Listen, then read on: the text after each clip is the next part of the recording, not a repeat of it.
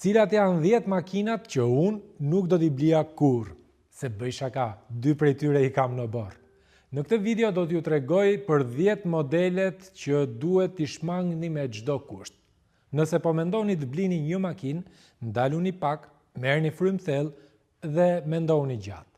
Jo të gjitha modelet janë të besueshme dhe disa prej tyre kanë krijuar një reputacion të keq me problemet mekanike dhe defektet elektronike, si dhe kostot e larta të mirëmbajtjes.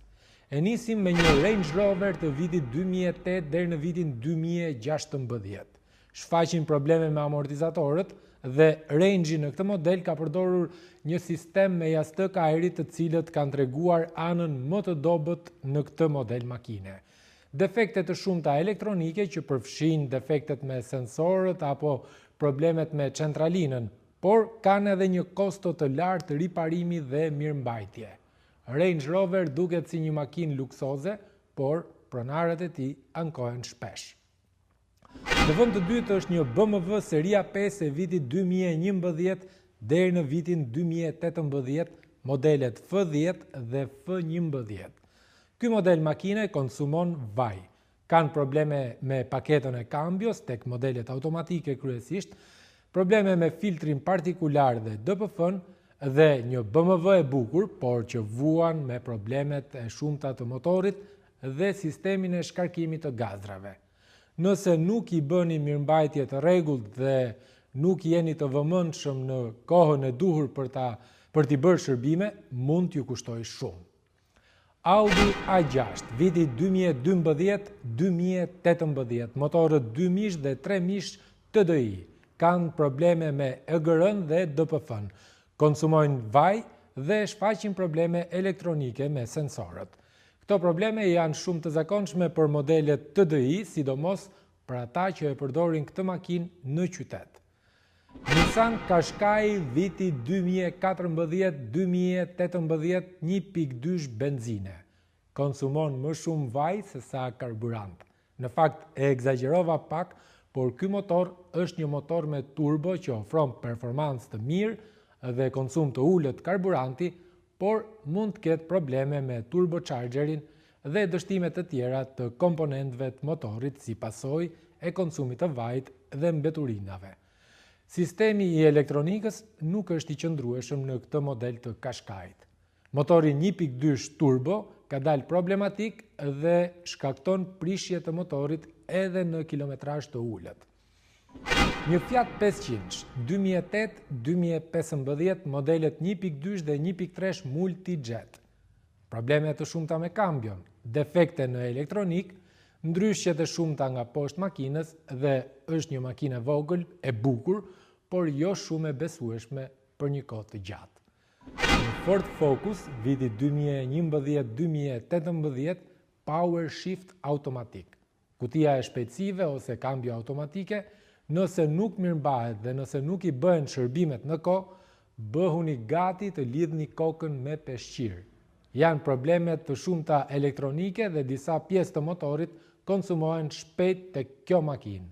Shumë pronar ankohen për lëvizje të çrregullta të marsheve dhe goditje gjatë ndërrimit të marsheve.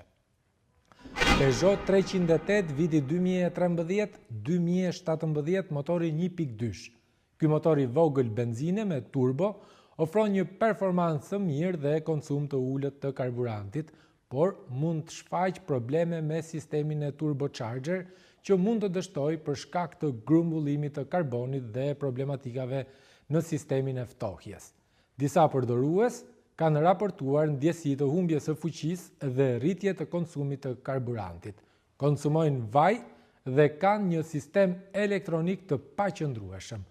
Nëse nuk jeni të kujdesshëm në mirëmbajtjen dhe ndërrimin e ripit të fazës në kohë, motori 1.2 nëse e kput këtë rip faze, vështirë të bëhet më.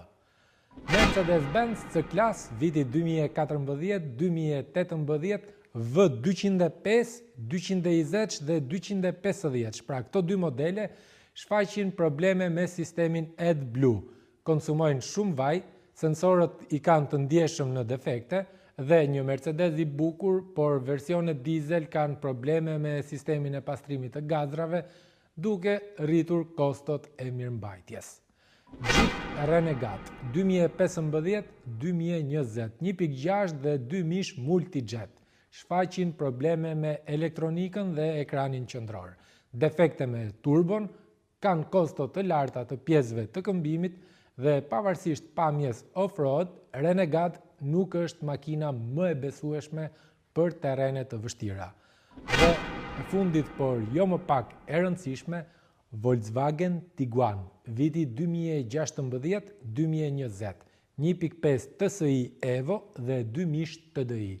Shfaqin probleme me motorët, kryesisht 1.5 TSI Evo.